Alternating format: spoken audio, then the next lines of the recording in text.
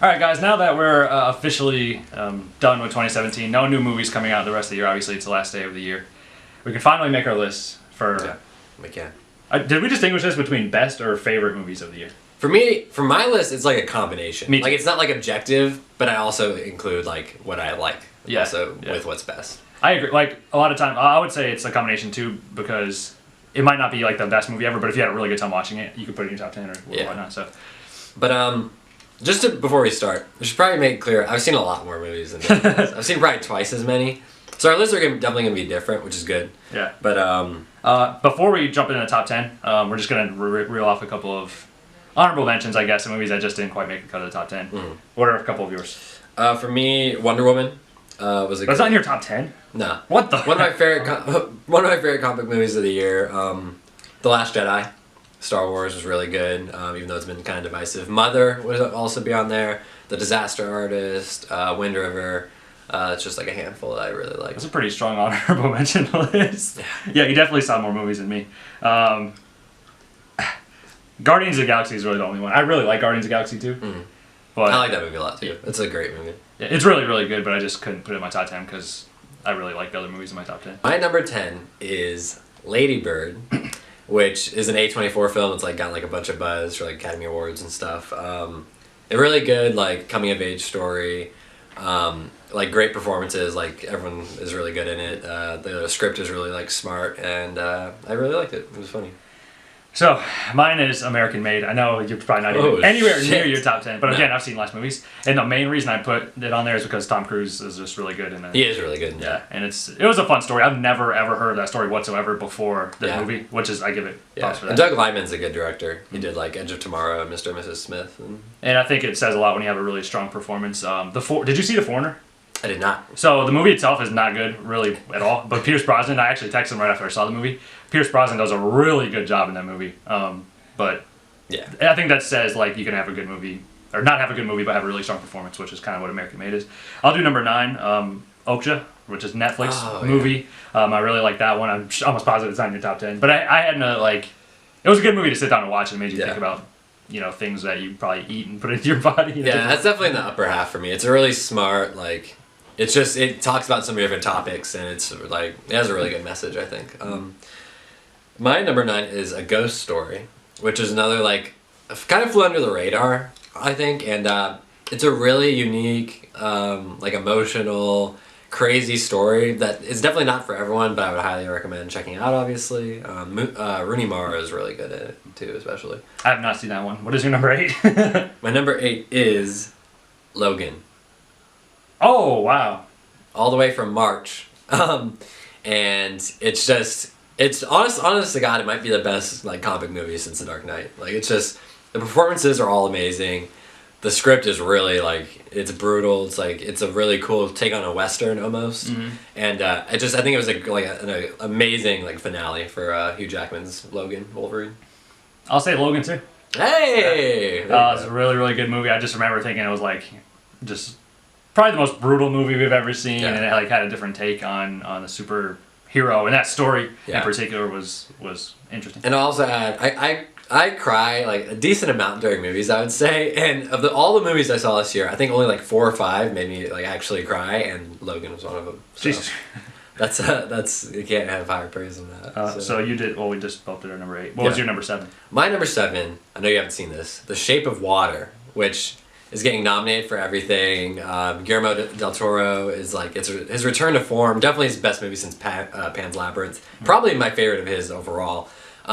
It's an awesome like love story, and it's set in like the 1950s almost, or like 1960s. And it's like a weird. It almost doesn't feel like reality. It's kind of like a fairy tale, and it's just the performances are amazing. Michael Shannon. Sally Hawkins is definitely gonna get nominated for like everything. The effects are really good. The cinematography, the score, can't really like praise it much more than that. Mine is The Lost City of Z. Hey! I really like that movie a lot. Highly underrated. Again, another story. I shouldn't say I've never heard the story. I have heard of that story before. I really like I haven't, actually. Charlie, was it Hunnam or Hunnam or however? Charlie Hunnam. And Spider-Man is in it as well. Tom Holland. Sure. It was a really good film. It's an awesome like epic, like it feels like it was made like in the 50s or 60s. It does, yeah. And they shot it like a certain way and cinematography and stuff like that. So. Yeah, underrated. And now are we on to number 6? 6, yes. What's your number 6? What's your number 6? Spider-Man. Spider-Man. Okay. I like Spider-Man a lot. It definitely... Oh, I'll say it was the biggest surprise for me this year. Oh, yeah. Film. Johnny was killing... Like, he did not want to see this movie. I didn't think it was going to be good at all. The marketing was not that great, to be honest. It was not very good. But yeah, Tom Holland, Tom Holland's the shit. He's awesome. Yeah, and he did a good job with the comedic aspects. It's a Marvel movie, obviously. But he brought the drama. And there were some cool things in there we hadn't really seen before. The villain was actually more than serviceable for an MCU movie, which is saying a lot. Michael Keaton was really good. Yep. Tony Stark wasn't too overbearing. I thought it was a good first entry for the character. What was your number 6? My number 6, Get Out, which all the way I think it's one of the first movies I saw this year in theaters. Yeah, it came out in March too, right? And I saw it with you guys, you and Christina and Kimberly, and I saw it, and then my best friend was in town, and we went the very next night, and I was like, I gotta see it again. Like, it was a really fun experience, like with the audience and everything. Still, it's probably gonna win the Oscar for original screenplay. I kind of would be shocked if it didn't. It was definitely a unique movie. I don't think we've really seen anything like it before. Had me on the edge of my seat. It made me laugh a lot. Daniel Kaluuya was an amazing breakout performance in that movie, I thought, and I'm excited to see what Jordan Peele does next. So we're heading into the top 5 now. Top 5 films of the year. What's your top? Wait, did you say your 6 already? Right? Spider-Man. Yeah, Spider-Man. Okay. What's your number 5? My number 5 is Baby Driver by Edgar Wright. One of my favorite directors. Dan hasn't seen this one either, which is kind of amazing to me, but oh man, it's so good. Like the way the drama and the action and the music. The soundtrack is one of the best soundtracks I've ever heard in a movie.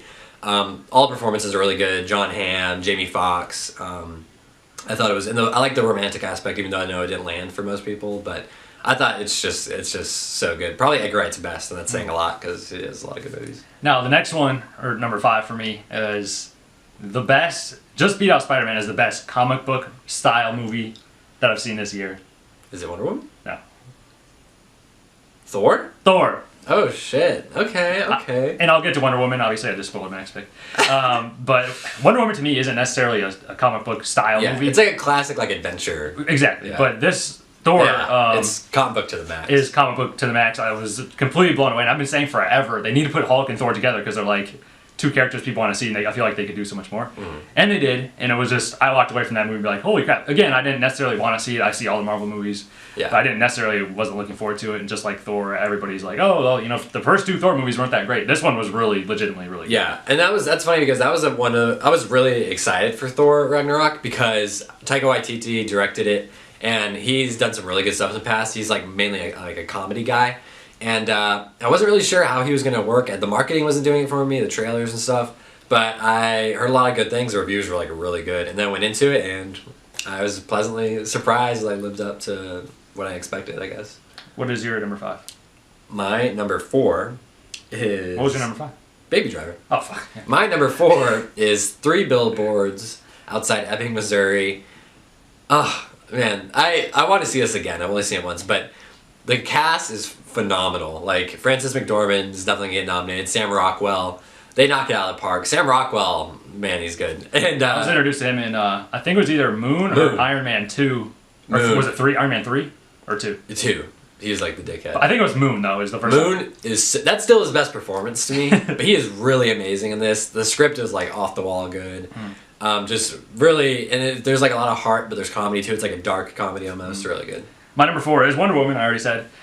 Which is, he has it right behind him, The Art of Wonder Woman, I think. Yeah. Really good film. I don't want to say it was a character that flew under the radar because it's Wonder Woman. Everybody knows who that is. But this year, people were introduced to her than any other year on a grand scale. But this movie, completely was perfect timing in society as well as just the movie. People needed a movie like this. Yeah. And obviously Wonder Woman is. Yeah. It was. I mean that was also one of the 4 or 5 movies this year that had me tearing up in the theater. So fucking good. Comedy, action, really romance. It was pretty much spot on. What is your number 3? My number 3 is Dunkirk. Dunkirk. We're going to Dunkirk.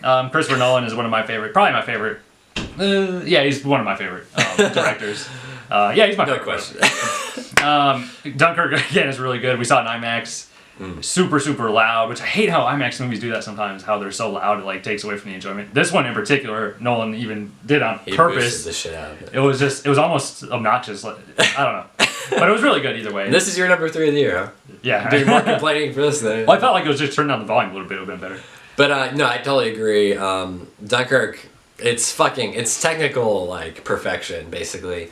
The one downside for me is like the characters aren't like totally fleshed out. That's kind of like the point. Yeah. But it's just an epic war movie made with real airplanes, fucking dogfights and ships and the beach, and it's really incredible. So the crazy thing to think before we hop into your number 3 is, like, when you look at stories like this, it centers around a couple of characters in, in this case, World War, and you got to think like there's just a handful of guys in a real life situation. Yeah. There were millions of guys our age yeah. that were in this war that had their own stories. So how many more stories could be potentially told from that? What is your number 3? My number 3 is actually War for the Planet of the Apes. Fuck this movie. It's so good. The Caesar trilogy has been going since 2011, and this was the finale. And man, it delivered like 100%. Matt Reeves took over in the second movie, and he like knocked it even more out of the park in this one. The effects are fucking phenomenal. Like, you really can't say anything else about that. Andy Serkis, best performance ever. Bad Ape is awesome. Woody Harrelson was really good in it as well. It's so good. Once it's over, though. Yeah. What is your number 2?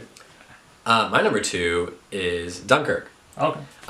It's really tight for me between Dunkirk and Planet of the Apes, but I give it to Dunkirk just because I've never seen a movie like that before. I'd say War for Planet of the Apes is pretty close to Dawn as far as quality goes, but this was something like Christopher Nolan might be his best directed movie. Like I said, it's perfection from a technical standpoint. Seeing it in IMAX was awesome, like you said, and I've watched it a couple of times on Blu-ray now, and it's just stunning. Like, I like it more and more each time I see it. So my number 2 is 2049. Whoa! Blade Runner. I'm shocked that's not your number 1. Oh, I'm getting there. But no, Blade Runner. I've seen it probably off and on, but we watched it before we saw it 2049 in theaters. Yeah. And I was like, whoa, this is really, really cool. Because I actually sat down and watched it for the first time and I got to enjoy it. Yeah, the original. And I was just blown away. And I've always heard that, name or that film, Blade Runner. Yeah. See, that's the same thing with me. Like a year ago, actually, I just watched it. It was like over winter break. And it blew me away, the like effects and everything. I didn't love it. I watched it more times, really liked it a lot. But 2049. Yeah, I feel like it's just one of those series you're either going to hate it or love it. But if you enjoy film, you're going to like it the more times you see it, I feel like. Yeah. Ryan Gosling is just as good as Harrison Ford was in the first one, in my opinion. Some of the stuff they do with I don't even know the CGI stuff. Some of it. Yeah, the effects and stuff. Yeah, and just the cinematography. The effects are fucking. If it weren't for Planet of the Apes, I think this would win the Oscar. And Jared Leto, and I feel like as well as the other movies in my top 3, there's more to this story, and they just give us a little bit. Like, there's more to the universe. Yeah. I just want to know more. Yeah. But I am content as well with how the movie goes. But it was a masterpiece to me. Yeah, it's a fucking masterpiece. Perfect. No question. Do you want me to do number 1, or do you want to do number 1? Well, since we're on Blade Runner, I'll do my number 1, which is Blade Runner 2049. Might be the film of the fucking decade for me, honestly. I love this movie. I've seen this movie in theaters more times than any other movie in my life, passing The Dark Knight. So, yeah, I loved it. The entire cast is amazing. Ryan Gosling. It's probably his best performance for me. The story is brilliant. Like, it perfectly ties into the first, but also stands alone. Cinematography, Roger Deakins a fucking goat. The score is amazing. The score is amazing.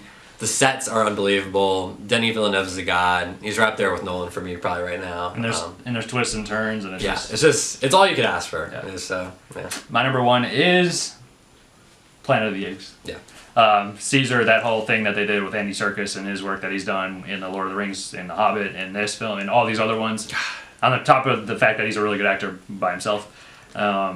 It's just the score, the cinematography. The score, oh my god, the music in this movie is just it goes with the movie perfectly. Perfectly, like it describes the scenes just from the hearing all the music. Especially because there's not a ton of dialogue, especially in the first half of the movie. So the music is like really important, and Michael Giacchino, like, he nails it. He did Dawn as well, and it's tough too when you have like a series of movies.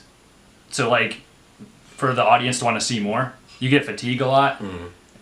But this one, it got better as the series went somehow, and it just was a masterpiece. Dunkirk was really good, but 2049 and Planet of the Apes were masterpieces. I would say I probably like Apes more than Dunkirk, but I would, if I'm including like quality as well as just overall like objective, I'd probably slide Dunkirk above Apes. But that's top 3, like so rock solid. Oh yeah, me and him have the same top 3. Yeah, so having said that, 2017 was a really amazing, good year for one movies. of the best years I can remember. Yeah, so. And all these movies are going to be memorable, you know, in some one way or the other. Yeah. I haven't even brought this up yet, but Johnny, real quick, off the top of your head, I have a movie that was the most disappointing movie to me. Okay. And I'm pretty sure you can come up with one and it's going to be the same one. I feel like, yeah. Does it rhyme with Rustus Reed? Yes. Okay, so Justice League, well, like so hyped up. Probably my most anticipated, including Blade Runner going into the year and Dunkirk.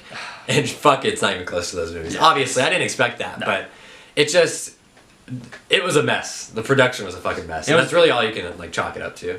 The biggest complaint to me is not even about the movie, but just DC in general. Marvel, I don't know how or what, they just stumbled upon this formula, but they know how to crank out a good movie, Disney. Even if it's not the most original. Disney. Yeah, Disney.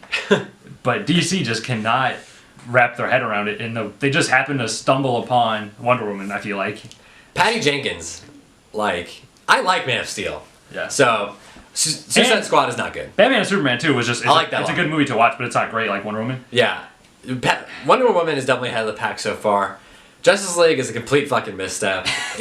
Hopefully, though, going forward, I'm telling you, Aquaman, my number 1 most anticipated of next year, it's gonna fucking blow people away. Like, you're not ready. I'm telling you that now. James Wan knows what the fuck he's doing. He's been doing this movie. He's been planning this movie for like 3 or 4 years.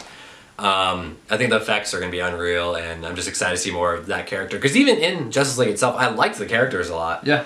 I loved them, so I want to see more, and I think in just better hands and a better like setup. I think solos are easier to do in general as well. So 2018 is only going to give us one DC movie, Aquaman, like a year, almost a year from now, 10 or 11 months, whatever.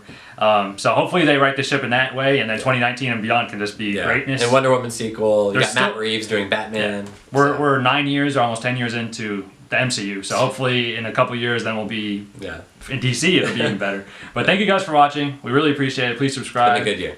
Yeah, and let us know in the comments what you think, what movies you're excited for next year, because there's tons of them. Which were your top this year? Which ones you didn't like that much? And thanks for watching. Thanks for watching.